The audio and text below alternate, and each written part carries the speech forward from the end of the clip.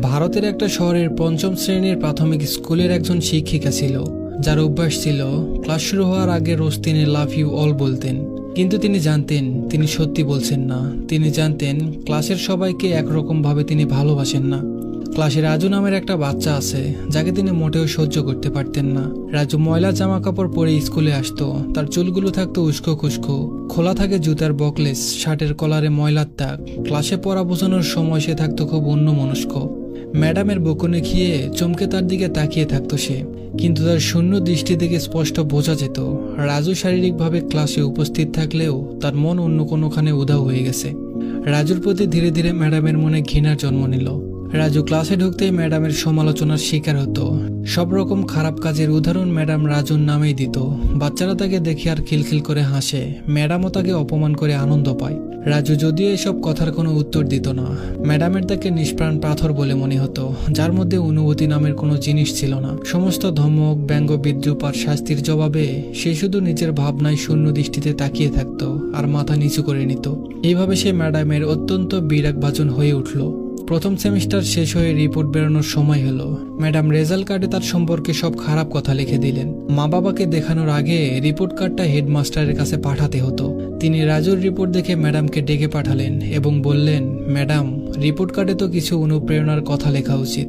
আপনি তো যা কিছু লিখেছেন তার থেকে রাজুর বাবা একদম নিরাশ হয়ে যাবেন।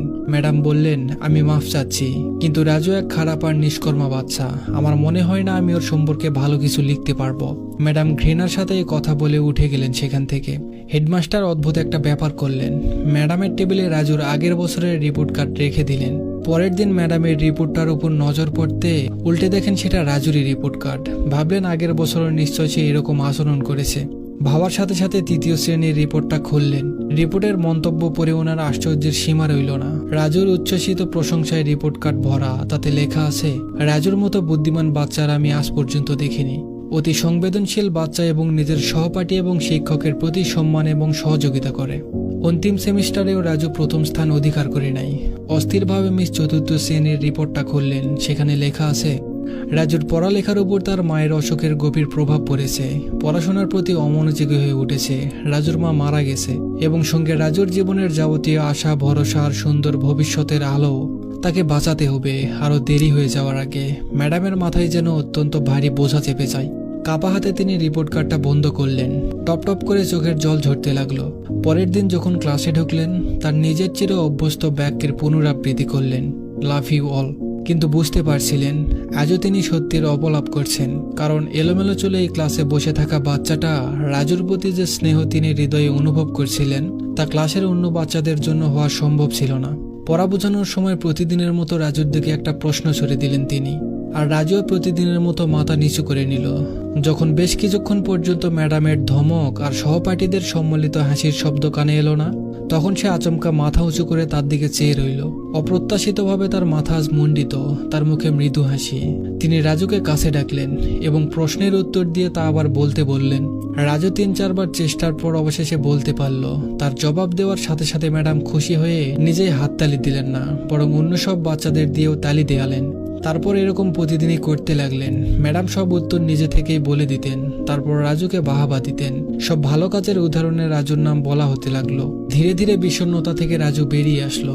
এখন থেকে ম্যাডামকে আর প্রশ্নের উত্তর বলে দিতে হয় না। সে রোজ সঠিক উত্তর দিয়ে সবাইকে অবাক করে দিত। রাজুর চুলগুলো এখন অনেকটা পরিপাটি থাকে, জামা কাপড়ও যথেষ্ট পরিষ্কার থাকে। হয়তো সে নিজেই কাচতে শুরু করেছে। দেখতে দেখতে বছর শেষ হয়ে গেল। রাজু দ্বিতীয় স্থান অধিকার করে পরবর্তী ক্লাসে উত্তীর্ণ হলো। বিদায়কালীন সময় সব বাচ্চারা ম্যাডামের জন্য সুন্দর সুন্দর উপহার নিয়ে এলো, আর ম্যাডামের টেবিলের উপর একের পর এক পাহাড় জমে গেল। এত সুন্দরভাবে প্যাক করা উপহারের মাঝে পুরনো কাগজে অগোছালো ভাবে মোড়া একটা উপহার পড়েছিল। বাচ্চারা তাই দেখে হাসতে লাগলো। কারো আর জানতে বাকি রইল না যে উপহার হিসাবে সেটা রাজুই এনেছে। ম্যাডাম উপহারের এই ছোট পাহাড় থেকে সেটা বের করে আনলেন। খুলে দেখলেন তার ভিতরে মহিলাদের আতরের অর্ধেক ব্যবহার করা একটা শিশি আর এক হাতে পরার জন্য একটা বালা, যার বেশিরভাগ মুতি ঝরে গিয়েছিল। ম্যাডাম চুপচাপ শিশি থেকে নিজের গায়ে আতর ছিটিয়ে দিলেন এবং বালাটা হাতে পরে নিলেন। বাচ্চারা এই দৃশ্য দেখে খুব অবাক হয়ে যায়, রাজু নিজেও। শেষ পর্যন্ত রাজু থাকতে না পেরে ম্যাডামের কাছে এসে দাঁড়িয়ে পড়ল। কিছুক্ষণ পর সে থমকে থমকে ম্যাডামকে বলল, আজ আপনার গা থেকে আমার মায়ের মতো গন্ধ আসছে।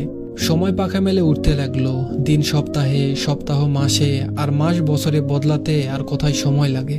কিন্তু প্রত্যেক বছরের শেষে রাজুর কাছ থেকে একটা চিঠি নিয়মিতভাবে আসতো, যাতে লেখা থাকে, এবছর অনেক নতুন টিচারের সংস্পর্শে এসেছি, কিন্তু আপনার মতো কেউ ছিল না। তারপর রাজুর স্কুল পর্ব শেষ হয়ে গেল এবং চিঠির ধারাবাহিকতা হলো শেষ। কয়েক বছর পর ম্যাডামের অবসর হয়ে গেল। একদিন রাজুর একটা চিঠি পেলেন, যাতে লেখা ছিল, এই মাসের শেষের দিকে আমার বিয়ে, আপনাকে ছাড়া আমি বিয়ের কথা ভাবতে পারি না। আরেকটা কথা, জীবনে আমি অনেক লোকের সাথে মিশেছি, আপনার মতো কেউ নেই, ইতি ডক্টর রাজু। সাথে প্লেনে যাওয়া আসার টিকিট খামের মধ্যে দিয়েছিল। ম্যাডাম নিজেকে কিছুতেই আটকাতে পারছিলেন না। তিনি তার স্বামীর থেকে অনুমতি নিয়ে অন্য শহরে যাওয়ার জন্য রওনা দিলেন। বিয়ের দিন যখন বিয়ের আসরে উপস্থিত হলেন, তখন খানিকটা দেরি হয়ে গিয়েছিল। তার মনে হয়েছিল বিয়ের অনুষ্ঠান নিশ্চয় শেষ হয়ে গেছে, কিন্তু এটা দেখে তার আশ্চর্য হওয়ার সীমা ছিল না।